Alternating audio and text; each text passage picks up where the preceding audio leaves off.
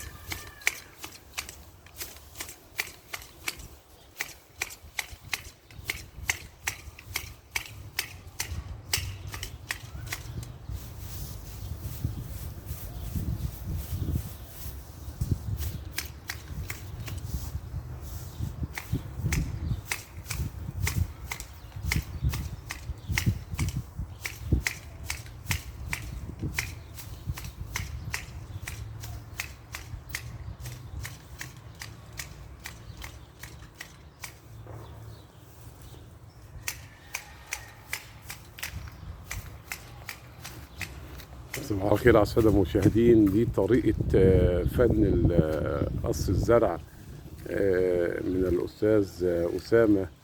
معايا هنا كان جاي يزورني، وبعدين فقلت له طبعا فلقى الزرع عندي طول فبيقصهولي مشكورا يعني.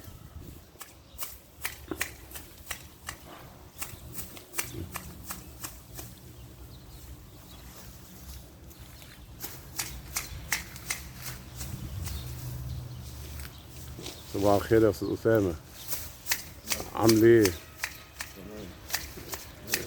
بقالك فترة شغال في القص دوت؟ بقالك كام سنة يا أستاذ أسامة في القص ده؟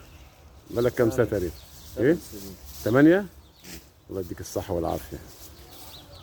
لو انتوا شايفين كده بيهندل الزرع، هو اللي بيسوي الزرع بيقصه.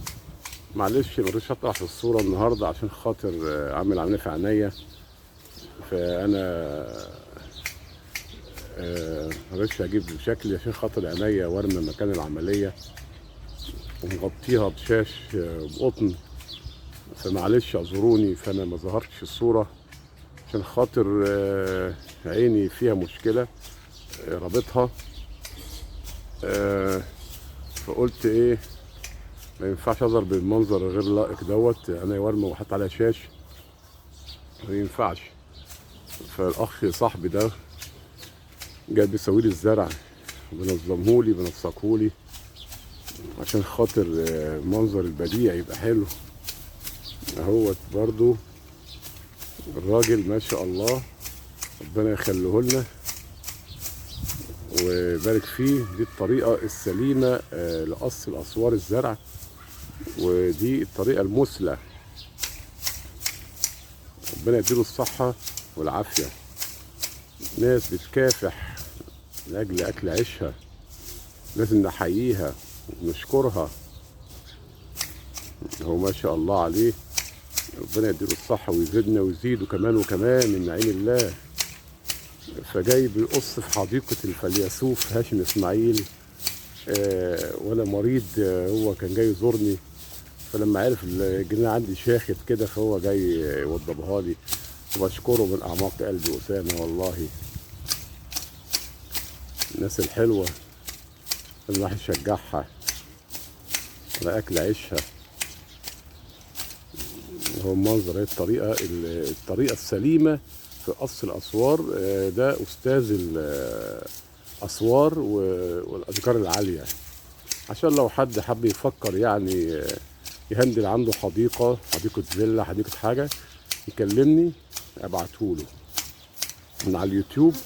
حد شاف طريقته أي حاجة، أنا مش بعمله دعاية، هو أصلا كده كده ربنا يديله الصحة، هو شغال يعني مش عاطل ولا حاجة. ده راجل ما شاء الله بيشتغل وموظف زي الفل، ومفيش حاجة دي بيتسلى منها يعني. هواية عنده، بيحب الشغل بتاعه فهواية عنده، فدي هوايته جميلة. وبيعمل حاجات فرم في الأشجار جميلة. يعني واحد عنده اشجار حب مثلا يعمل لها فورمه، بيعمل له فورمه برضو. يعني هو بيعمل كل حاجه كويسه.